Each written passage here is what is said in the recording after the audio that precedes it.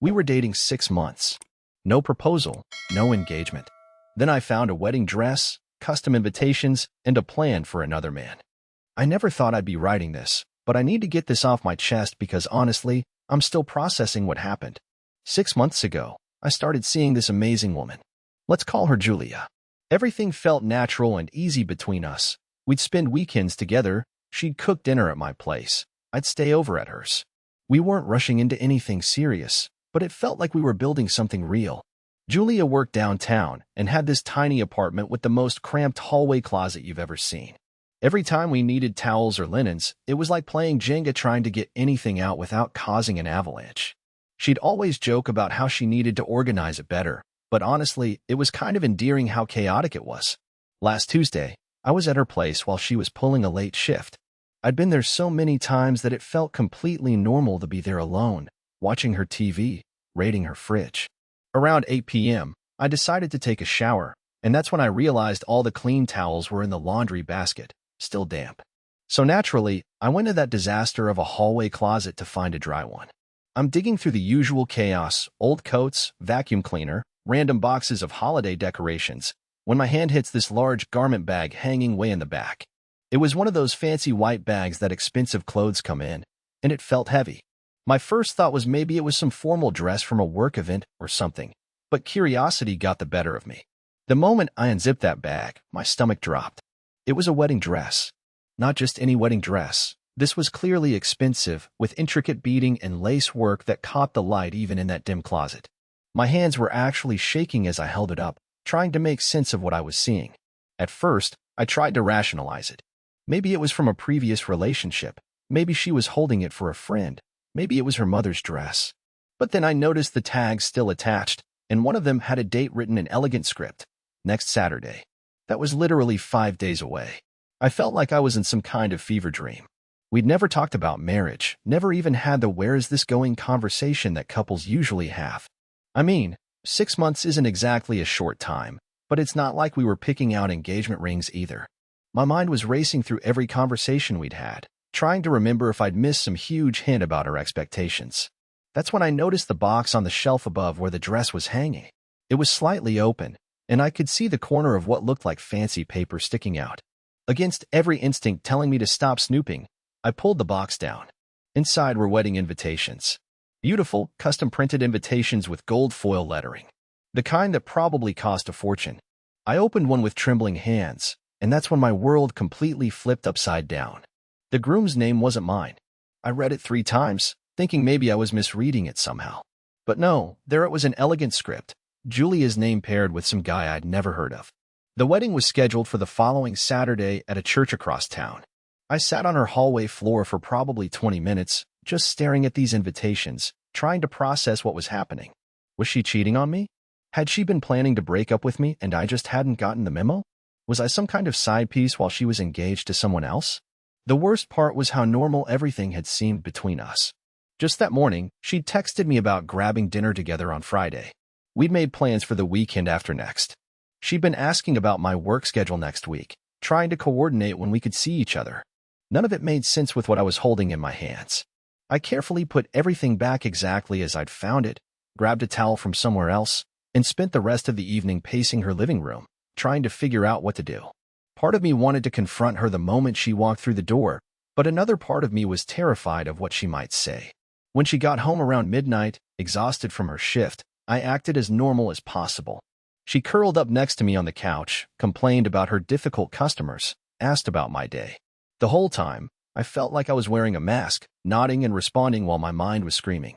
Update 1. I couldn't sleep that night, obviously. Every time I looked at Julia lying next to me, I felt this mix of heartbreak and confusion that was almost physical. By morning, I convinced myself that there had to be some explanation. Maybe the dress was for a themed party. Maybe the invitations were fake for some reason I couldn't imagine. But I also knew I couldn't just pretend I hadn't seen what I'd seen. So I did something I'm not proud of. I decided to follow her that weekend. Friday came and went normally. We had dinner together like we'd planned, watched a movie. Everything seemed perfectly ordinary. She didn't seem nervous or secretive or like someone who was getting married the next day. If anything, she seemed more relaxed than usual, which somehow made everything worse. Saturday morning, I told her I had plans with friends and left her apartment early. Then I drove to that church address from the invitations and parked across the street, feeling like the worst kind of creep. I kept telling myself I was crazy, that I'd misunderstood something, that any minute I'd realize how wrong I'd been. Around 2 o'clock, cars started pulling up to the church. People in fancy clothes, carrying gifts, the whole wedding guest experience. My heart was pounding so hard I thought it might actually burst. And then I saw her. Julia walked up the church steps in that exact dress I'd found in her closet, looking absolutely stunning. But here's the thing that really messed me up. She didn't look happy. She looked like she was going to a job interview or a dentist appointment. No joy, no excitement, just this grim determination. The man next to her looked equally uncomfortable. He was tall, kind of awkward looking, and kept adjusting his tie like it was strangling him.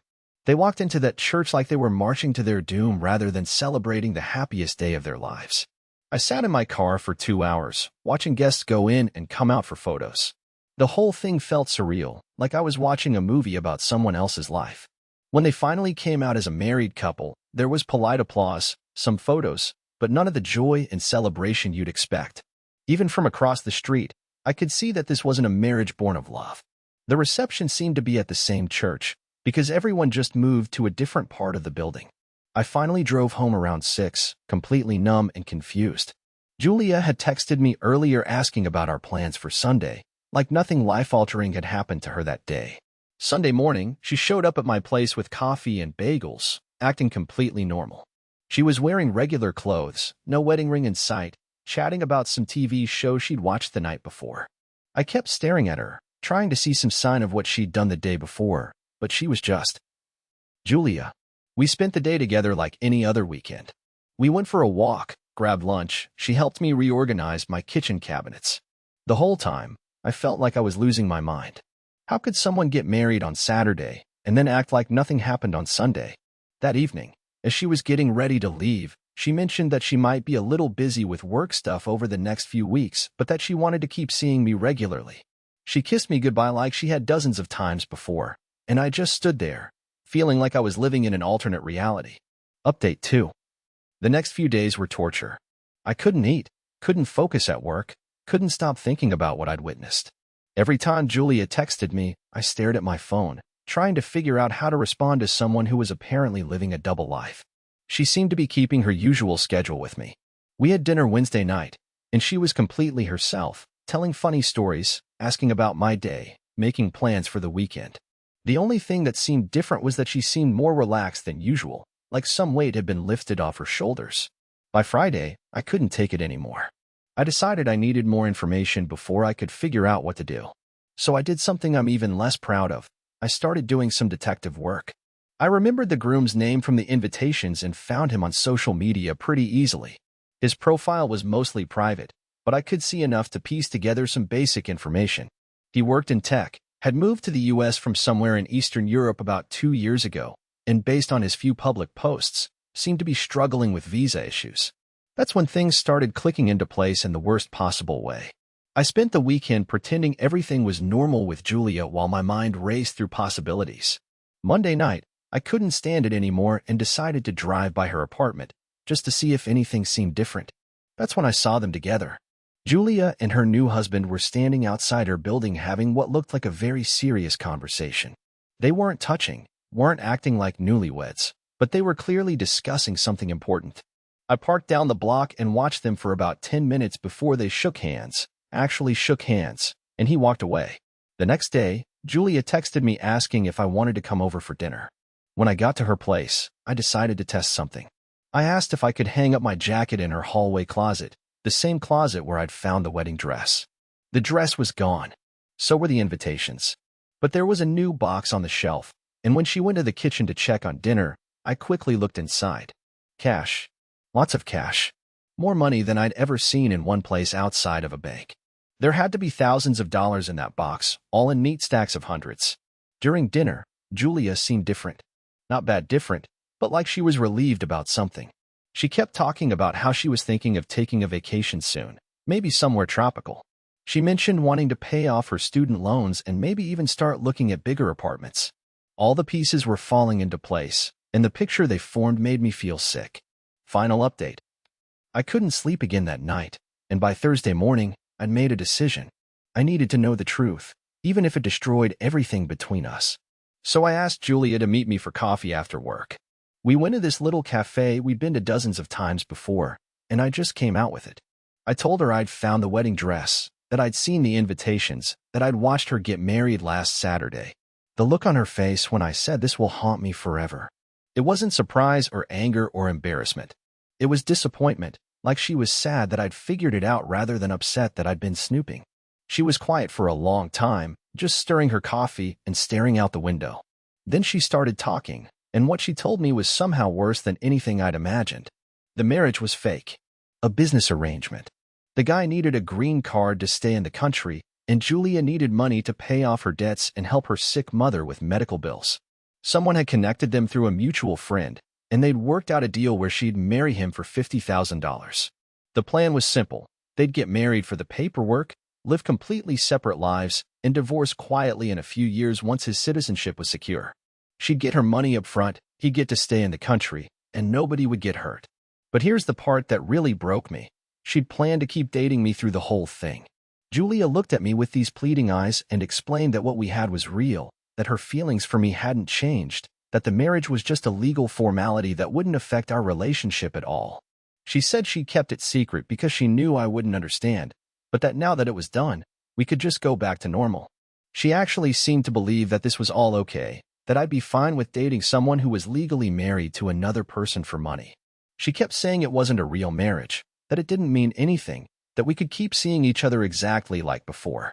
I sat there listening to her explain all this like she was talking about a minor inconvenience, and I realized I didn't know her at all.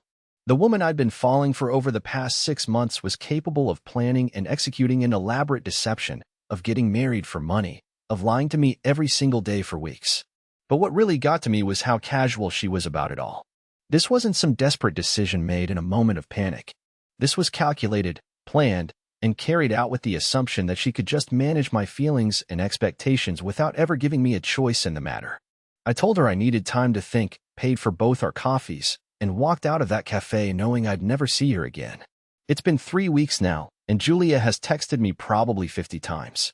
At first, she was trying to explain more, then she was apologizing, then she was angry that I was overreacting.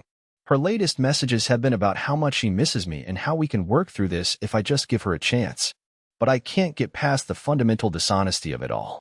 It's not even about the fake marriage, really. It's about the fact that she made a major life decision that affected both of us and never once considered that I deserved to know about it. She was perfectly comfortable lying to me every day, planning a future with me that was built on deception. I keep thinking about all those normal moments we shared over the past 6 months, and now they all feel tainted. Every time she said she cared about me, every plan we made, every intimate conversation we had, she was keeping this massive secret the entire time. The worst part is that I understand why she did it. $50,000 is life-changing money, especially when you're struggling with debt and family medical bills. And technically, she's right that the marriage doesn't mean anything emotionally. But she took away my right to make an informed decision about our relationship, and I can't forgive that. Sometimes I wonder what would have happened if I'd never found that dress, if I'd never discovered the truth. Would she have ever told me? Would I have spent years building a relationship with someone who was married to another person, never knowing that our entire foundation was built on lies? I blocked her number and deleted her from social media. I heard through mutual friends that she's doing well financially and that her mother's medical treatments are going better. Part of me is genuinely happy about that, because despite everything, I did care about her. But I also know that I could never trust her again, and without trust, nothing else matters. Love isn't enough when the person you love is capable of deceiving you so completely while looking you in the eye every day. I'm still processing all of this, honestly. Some days I'm angry, some days I'm sad, and some days I just feel relieved that I found out before I got in any deeper. What we had felt real to me, but I guess it's impossible to have something real with someone who's living a lie. I don't know what the moral of this story is, if there even is one. Maybe it's that you never really know someone completely. Maybe it's that financial desperation can make people do things they never thought they'd do.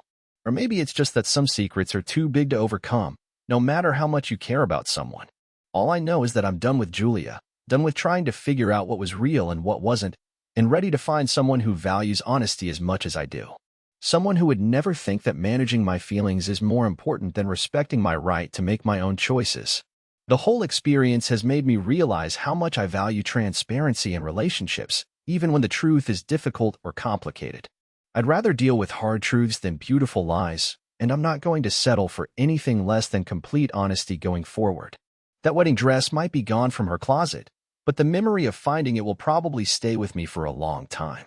It was the moment I learned that sometimes the people we love are capable of things we never could have imagined, and that loving someone doesn't mean we have to accept being deceived by them.